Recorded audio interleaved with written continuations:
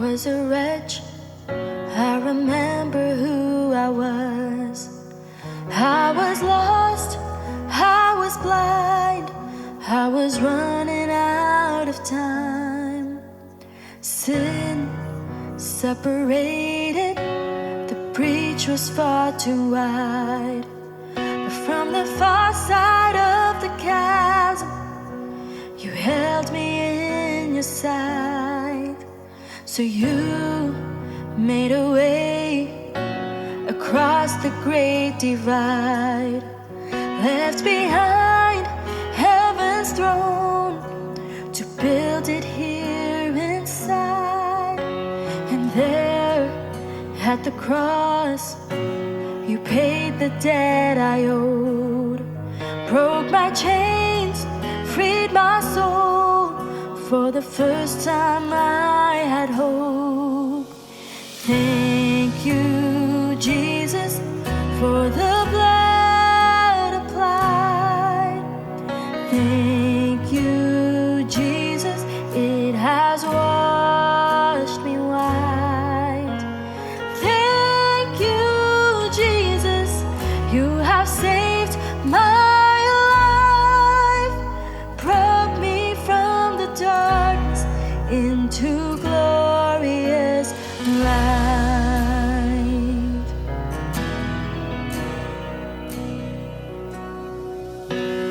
You took my place, laid inside my tomb of sin. You were buried for 3 days, but then you walked right out again. And now death has no sting, and life has no end. For I have been transformed by the blood of the Lamb. Thank you, Jesus, for the blood applied. Thank you, Jesus, it has washed me white. Thank you, Jesus, you have saved my life, brought me from the darkness into glorious light. There is nothing stronger than the wonder-working power of the blood. The blood that calls us sons and daughters. We are ransomed by our Father through the blood. The blood. There is nothing stronger of the wonder-working power of the blood. The blood that calls us sons and daughters. We are ransomed by the Father through the blood. The blood. Thank you, Jesus, for the blood applied. Thank you, Jesus, it has washed me white. Thank you, Jesus, you have saved my life, brought me from the darkness into glorious light.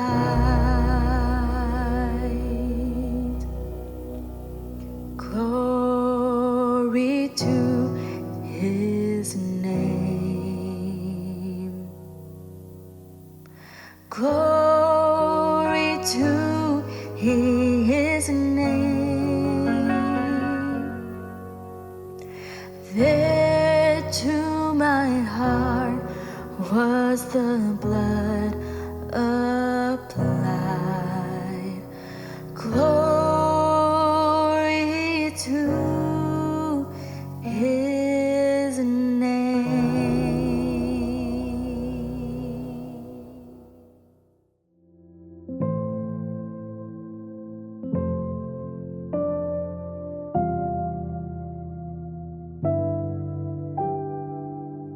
Salam Bapak Ibu semua, kita sampai kepada seri terakhir, seri ucapan syukur, dan hari ini saya membawakan subtema hati yang tahu berterima kasih dari kisah tentang 10 orang kusta.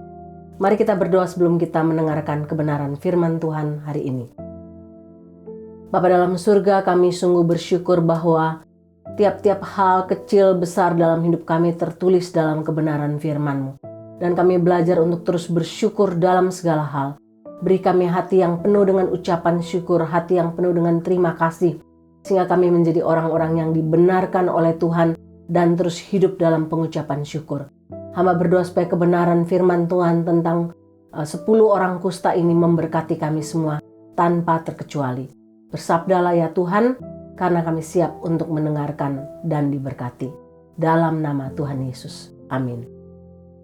Ya, Bapak Ibu, saya ingin Bapak Ibu melihat gambar ini sebentar. Tapi ketika memberi jawabannya, Bapak Ibu harus jujur dengan jawaban Bapak Ibu. Ya, ini ada sebuah gambar yang akan saya tunjukkan dan Bapak Ibu menjawab apa yang Bapak Ibu lihat di gambar ini. Oke, saya mendapat 2 jenis jawaban dari gambar yang saya tunjukkan tadi. Ada orang yang menjawab bahwa itu adalah gambar setengah cangkir penuh. Ya, half cup full of water. Dan sebagian orang menjawab itu adalah gambar setengah cangkir kosong air. Half cup empty of water. Nah, Bapak Ibu, rupanya cara seseorang menjawab pertanyaan saya tentang gambar tadi menggambarkan persepsi seseorang tentang segala hal dalam hidup mereka. Khususnya bicara soal pengucapan syukur, bicara soal gratitude. Orang yang melihat gelas tadi sebagai setengah cangkir penuh air, melihat bahwa gelas itu penuh walaupun cuma separuh. Hati mereka mampu bersyukur untuk apapun yang terjadi walaupun hal itu terjadi buruk, susah, atau senang dalam hidup mereka. Namun, orang yang menjawab atau melihat cangkir tadi sebagai setengah cangkir kosong, melihat bahwa gelas itu berisi setengah gelas kosong, walaupun ada setengah yang berisi, mereka memandang semua hal dalam hidup mereka secara negatif. Mereka melihat hal-hal dalam hidup mereka kalau tidak sesuai dengan harapan mereka, tidak sesuai dengan keinginan mereka, maka hal itu adalah hal yang tidak patut disyukuri. Nah, Bapak Ibu, ada sebuah kisah nyata tentang seorang pemilik anjing yang anjingnya itu tiap kali dikirim ke toko untuk belanja. Ya, tiap kali anjing besarnya ini pergi ke toko membawa dompet di mulutnya, lalu tukang daging sudah tahu apa yang harus diberikan kepada anjing tersebut. Dia akan menggantung daging di mulut anjing itu dan anjing itu akan membawa pulang kepada tuannya. Nah, saat si anjing pergi, tukang daging memutuskan untuk mengikutinya. Dia masuk ke tempat di mana anjing dan tuannya itu tinggal dalam sebuah apartemen di lantai 3. Dan kemudian anjing itu mencakar pintu apartemen itu. Waktu pintu terbuka, pria yang ada di dalamnya sebagai owner anjing itu membentak dan memarahi si anjing. Jadi tukang daging penasaran, tukang daging tanya kepada owner dari anjing itu, "Kenapa kamu memarahi dia? Dia adalah anjing yang luar biasa. Dia adalah anjing yang sangat cerdas, sangat membantu kamu." Apa jawaban dari owner anjing itu? Dia katakan, "Dalam minggu ini sudah 3 kali dia pergi tanpa membawa kunci rumah." Bapak Ibu, laki-laki ini adalah laki-laki yang tidak tahu berterima kasih. Saya punya kisah lain dengan kisah nyata seorang perempuan bernama Pam. Pam ini tiap kali dia pergi ke gereja atau dia lewat di sebuah pusat kota di Chicago, dia selalu bertemu dengan seorang pengemis yang berpakaian lusuh, dengan jaket tebal berpakaian lusuh. Dan Pam tiap kali bertemu perempuan ini, dia selalu memberikan uang atau apa saja, makanan kecil yang ada di tas dia dan sebagainya. Nah, satu kali waktu Pam ke gereja, dia bertemu dengan wanita yang sama. Dengan spontan, Pam berusaha mengeluarkan dompetnya dan memberikan uang kepada perempuan ini. Tapi perempuan ini katakan, tidak. Saya datang hari ini ke gereja ini karena banyak dari anggota gereja ini yang memberikan saya bantuan selama saya tidak punya kerjaan. Sekarang saya sudah punya kerjaan dan saya ingin memberikan apa yang bisa saya berikan sebagai rasa terima kasih saya untuk orang-orang yang sudah membantu saya selama saya tidak punya uang dan tidak punya kerjaan. Bapak Ibu lihat, wanita ini tahu arti berterima kasih. Hal yang sama terjadi kepada 10 orang kusta yang sudah kita tahu sejarahnya, kita tahu ceritanya. Banyak kali kita khotbahkan atau dari Sunday School kita banyak mendengar kisah ini. Kesamaan 10 orang kusta ini ada banyak Bapak Ibu. Tapi perbedaannya cuma satu. Paling tidak saya mencatat ada 10 kesamaan 10 orang kusta ini. Yang pertama, mereka sama-sama menderita penyakit yang mengerikan. Pada zaman itu penyakit kusta adalah penyakit yang dianggap sangat najis. Dalam Imamat pasal 13 ayat 38 sampai 46, kita membaca jika seseorang terkena kusta berarti dia harus dipisahkan dari lingkungan keluarganya, dari masyarakat Yahudi yang menganggap orang-orang ini adalah orang-orang yang najis, diasingkan ke tempat tertentu. Nah, Bapak Ibu, yang kedua itu berarti mereka punya kesamaan, yaitu apa? Orang kusta sama-sama kehilangan kontak dengan keluarga mereka.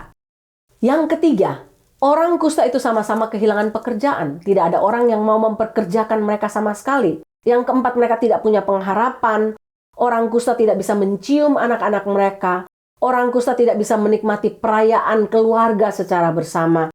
Walaupun mereka bertekad untuk keluar bersama, tapi mereka tidak bisa merayakan secara bersama-sama.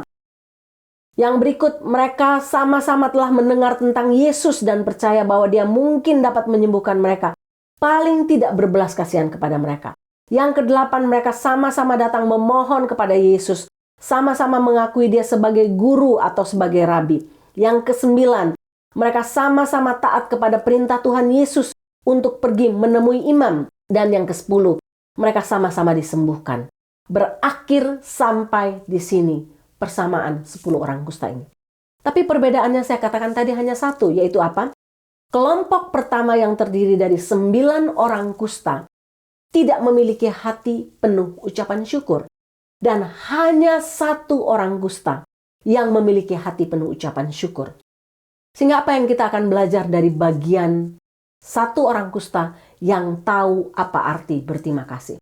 Ada banyak hal, tapi saya akan mengangkat 3 hal dari kisah dalam Lukas 17 ayat 11 sampai 19 ini. Yang pertama, kita harus berterima kasih kepada Tuhan karena kebutuhan kita yang mendesak. Ayat 11 sampai ayat 13. Dalam perjalanannya ke Yerusalem, Yesus menyusur perbatasan Samaria dan Galilea. Ketika ia memasuki suatu desa, datanglah 10 orang kusta menemui dia. Mereka tinggal berdiri agak jauh dan berteriak, "Yesus Guru, kasihanilah kami." Bapak Ibu, lokasi mujizat ini penting. Kenapa? Lokasi ini terjadi di antara perbatasan Samaria dan Galilea. Tuhan Yesus menunjukkan kasih-Nya tidak saja kepada orang Yahudi saja, tapi juga kepada orang Samaria. Bapak Ibu tahu bahwa orang Samaria dibenci oleh orang Yahudi. Nah, kebutuhan akan kesembuhan dari penyakit kusta ini merupakan kebutuhan yang mendesak. Mengapa? Karena penyakit ini tidak dapat disembuhkan secara natural kecuali dengan mujizat. Penyakit kusta ini sama dengan penyakit Hansen yang pada masa sekarang diberi nama oleh seorang dokter dari Norwegia yang bernama Hansen, yang pertama kali menemukan bakteri penyebab penyakit ini pada tahun 1873.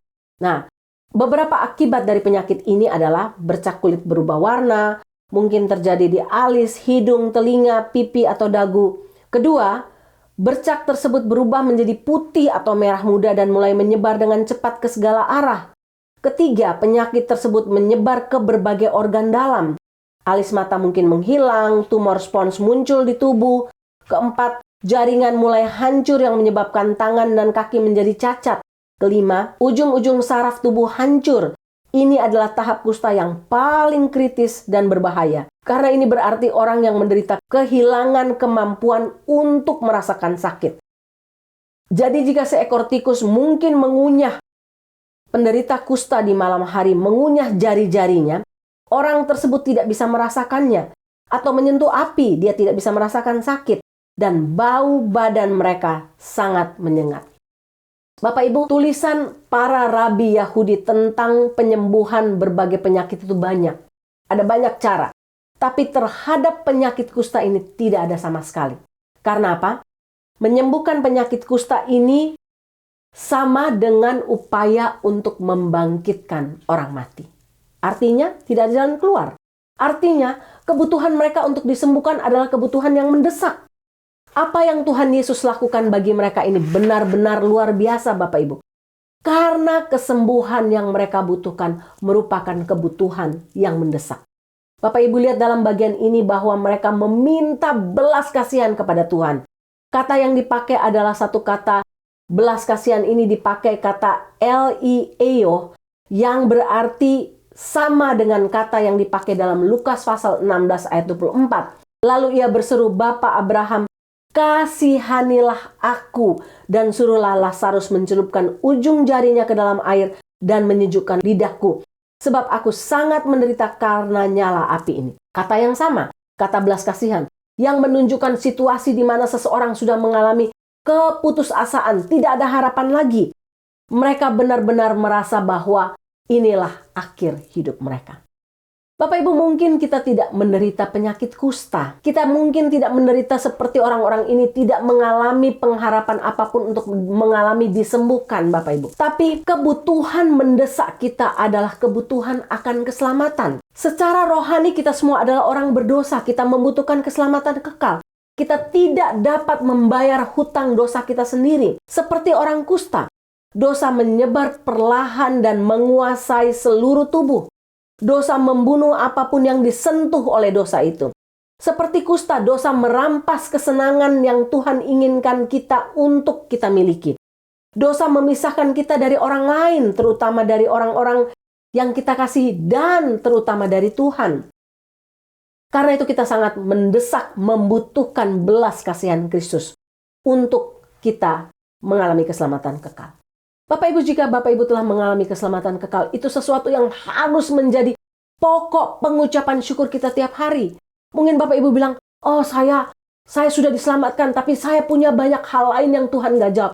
Bapak Ibu, hanya dengan diselamatkan, mengalami keselamatan kekal, itu sudah merupakan pengucapan syukur yang harusnya ketika kita bangun pagi, kita katakan, "Tuhan, terima kasih untuk keselamatan kekal yang sudah Engkau berikan kepada saya."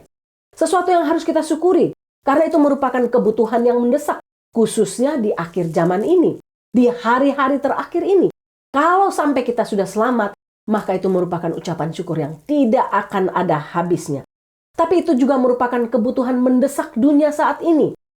Kebutuhan mendesak untuk orang-orang yang kita kasih, keluarga yang kita kasih, teman-teman yang kita kasih, yang kita doakan. Itu merupakan kebutuhan mendesak mereka supaya mereka pun mengalami keselamatan kekal. Karena kita sudah berada di penghujung masa, penghujung hari. Mau orang Yahudi, mau orang Samaria, mau orang Indonesia, bangsa apapun, kita semua sama-sama membutuhkan kebutuhan mendesak, yaitu apa? Mengalami keselamatan kekal. Yang kedua, ucapan syukur satu orang kusta ini menunjukkan imannya kepada Tuhan Yesus. Bapak Ibu baca ayat 19. Lalu ia berkata kepada orang itu, "Berdirilah dan pergilah. Imanmu telah menyelamatkan engkau." Bapak Ibu, dalam kisah 10 orang kusta ini, mereka datang menemui Tuhan Yesus dan meminta Tuhan Yesus, berseru keras-keras, meminta Tuhan Yesus untuk menyembuhkan mereka. Mereka meminta, "Tuhan, berilah belas kasihan bagi kami, kasihanilah kami, sembuhkanlah kami." Dan apa jawaban Tuhan Yesus? Tuhan Yesus nggak katakan, "Oh, sembuhlah kamu sekarang," atau ambil ludah, campur dengan tanah dan usap di kulit mereka. Tidak. Tuhan Yesus hanya katakan, "Pergi, perlihatkan dirimu kepada imam." Bapak Ibu, apa yang Tuhan Yesus katakan ini seperti yang tertulis dalam Imamat 14, di mana untuk membuktikan diri seorang penderita kusta telah mengalami kesembuhan total, mereka harus datang kepada para imam. Para imam akan menentukan hasilnya. Apakah mereka telah benar-benar sembuh atau tidak. Nah, ketika Yesus memerintahkan mereka untuk pergi menunjukkan diri kepada para imam, mereka masih dalam keadaan menderita penyakit kusta. Mereka masih berbau yang sama, bau yang menjijikkan. Mereka masih berada dalam keadaan kulit atau hidung yang hilang telinga yang hilang, jari-jari yang hilang. Mereka masih dalam keadaan yang sama. Mungkin 10 menit sesudah perjalanan mereka masih dalam keadaan yang sama. Tetapi dalam perjalanan belum sampai kepada para imam, mereka memperhatikan perubahan yang terjadi di dalam tubuh mereka. Tubuh mereka berubah menjadi kulit seperti kulit bayi. Jari-jarinya yang tadi sudah putus tumbuh kembali. Bagian telinga, bagian hidung, bagian bibir yang rusak menjadi normal kembali, Bapak Ibu. Mereka mengalami kesembuhan total. Dan dalam perjalanan ini, satu orang kusta yang telah disembuhkan memutuskan untuk tidak pergi kepada para imam, tapi memutuskan untuk kembali kepada Tuhan Yesus, di mana Tuhan Yesus berada. Bapak Ibu, ketika Tuhan Yesus memberikan perintah untuk mereka, ingat sekali lagi, mereka belum mengalami kesembuhan. Tapi ketika mereka sembuh di jalan, satu orang ini memutuskan kembali kepada Tuhan Yesus. Untuk apa? Untuk berterima kasih. Sehingga ini menunjukkan imannya yang luar biasa kepada Tuhan. Dan Bapak Ibu tahu, satu orang kusta yang kembali kepada Tuhan Yesus untuk berterima kasih ini bukan orang Yahudi. Dia adalah orang Samaria yang dibenci oleh orang Yahudi. Dia orang Samaria yang datang kembali kepada Tuhan Yesus untuk berterima kasih dan tidak pergi kepada para imam.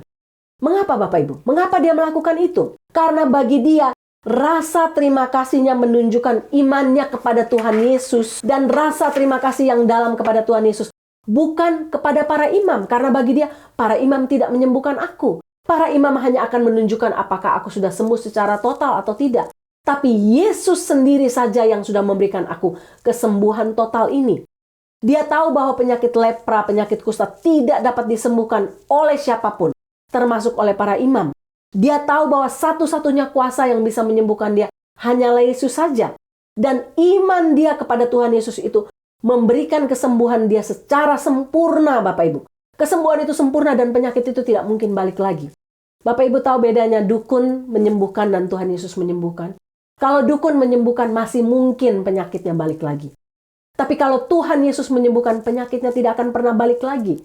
Dan iman orang kusta ini, orang Samaria yang kusta ini, membuat dia memilih untuk kembali kepada Tuhan Yesus dan berterima kasih atas berkat yang mustahil didapatkannya, mustahil diterimanya.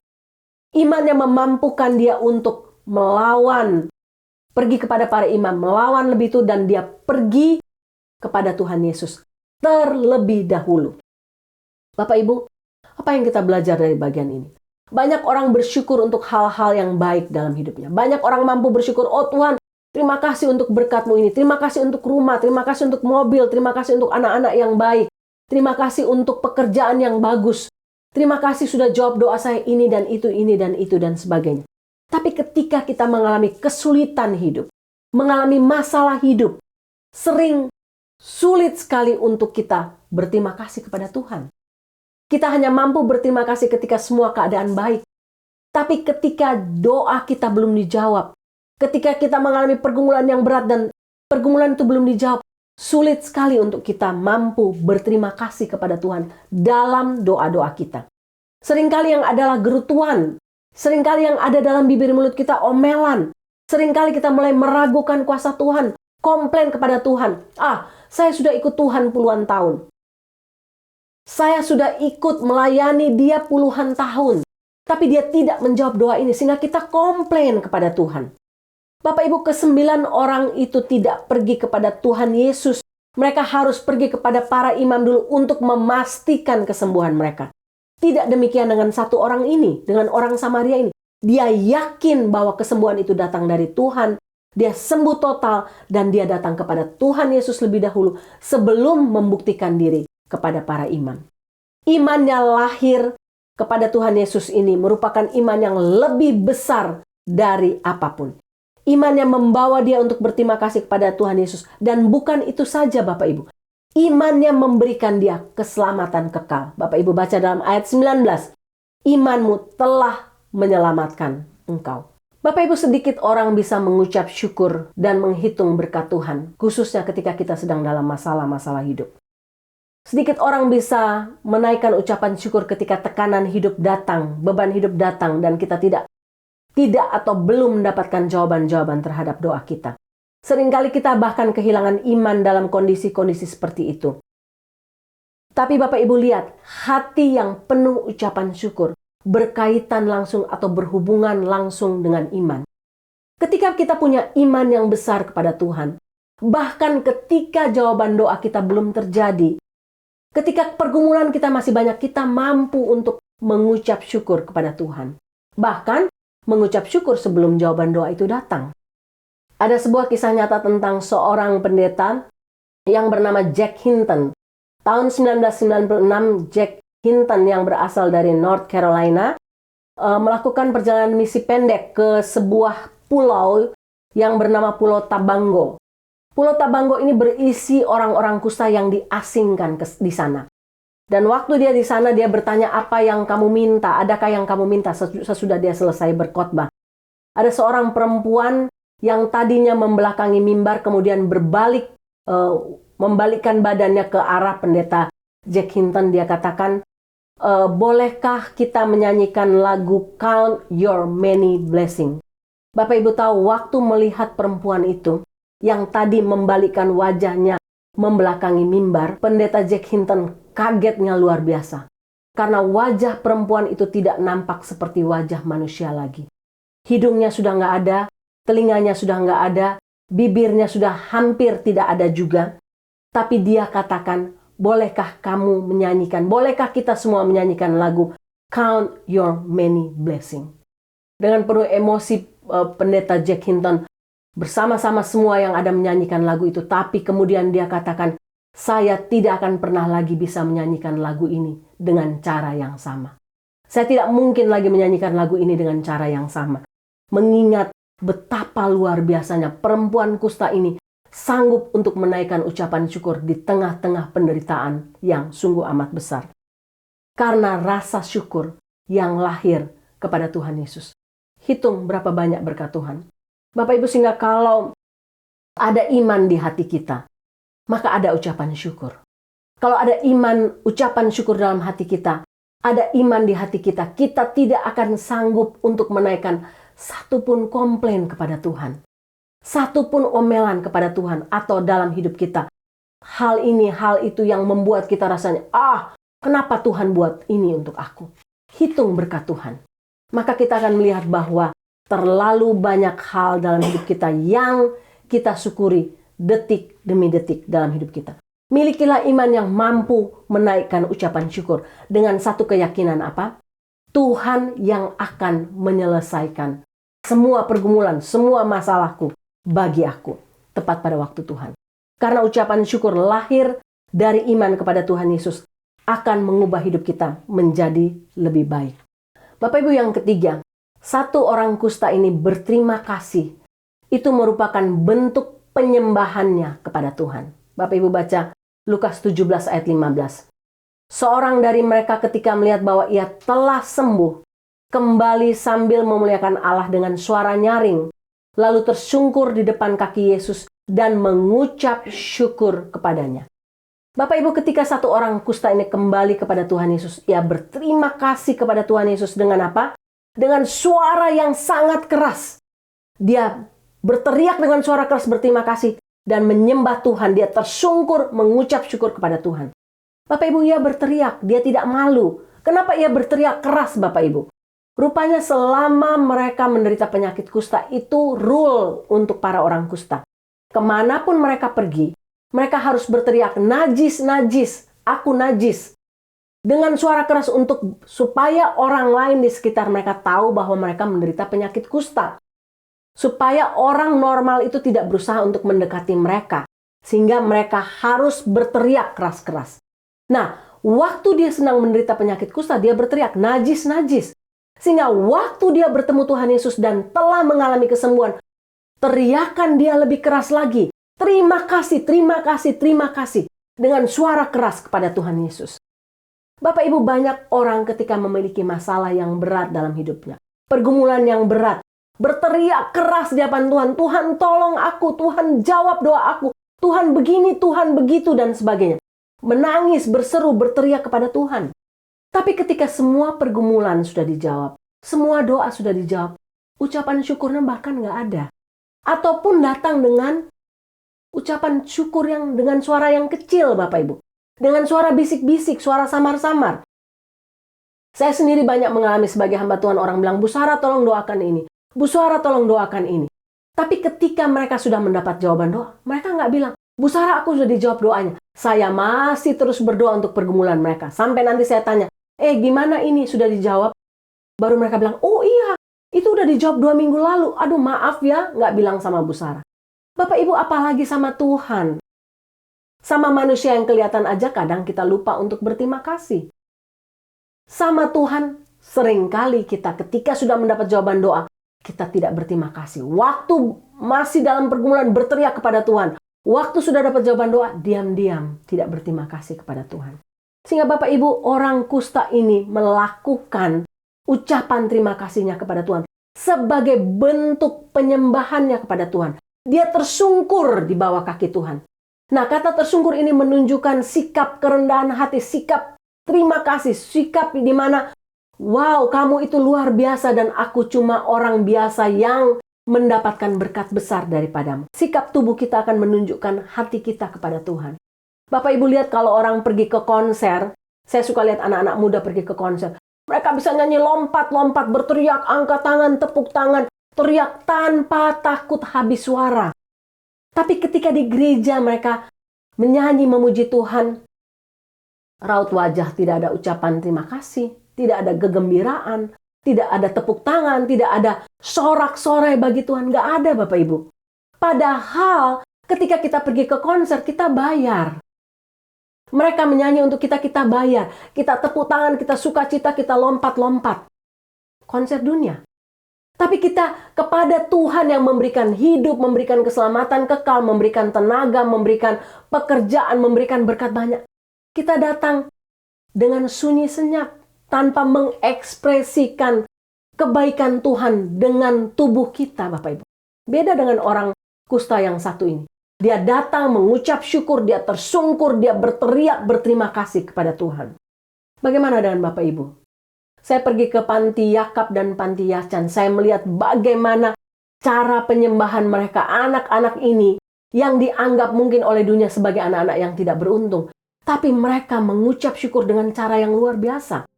Ketika mereka menyanyi dengan ekspresi, kekaguman kepada Tuhan, berterima kasih kepada Tuhan.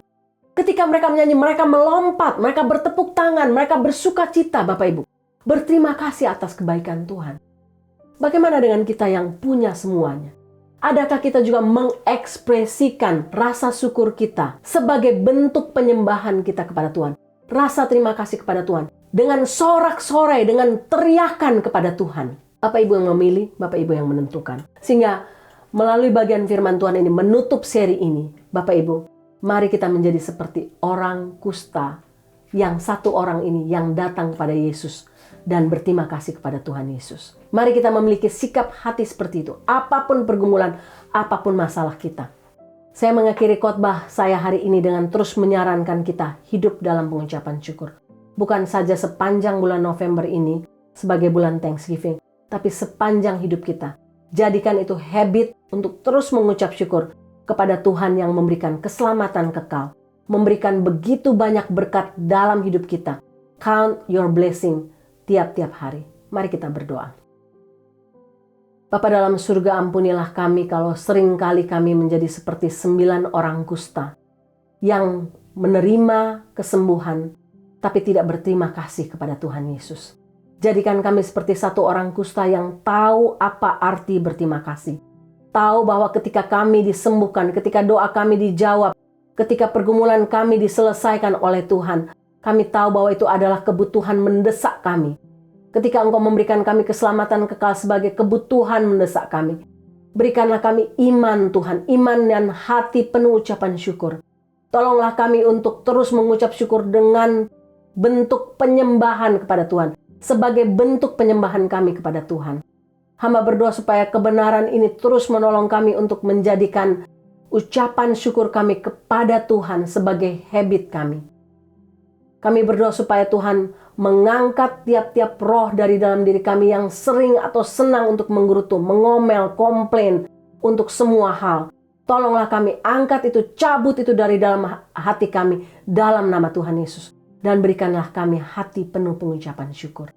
Terpujilah Tuhan yang sudah memberikan begitu banyak hal dalam hidup kami. Terpujilah namamu dari sekarang kekal sampai selama-lamanya. Dalam nama Tuhan Yesus. Amin.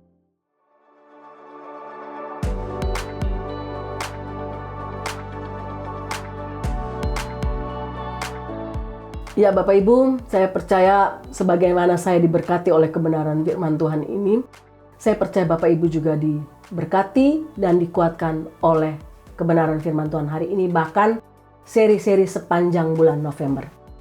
Kita akan mengakhiri ibadah kita. Mari kita menundukkan kepala kita dan mengangkat hati kita untuk menerima berkat Tuhan. Tuhan memberkati engkau dan melindungi engkau. Tuhan menyinari engkau dengan wajah-Nya dan memberi engkau kasih karunia. Tuhan menghadapkan wajah-Nya kepadamu dan memberi engkau damai sejahtera. Amin.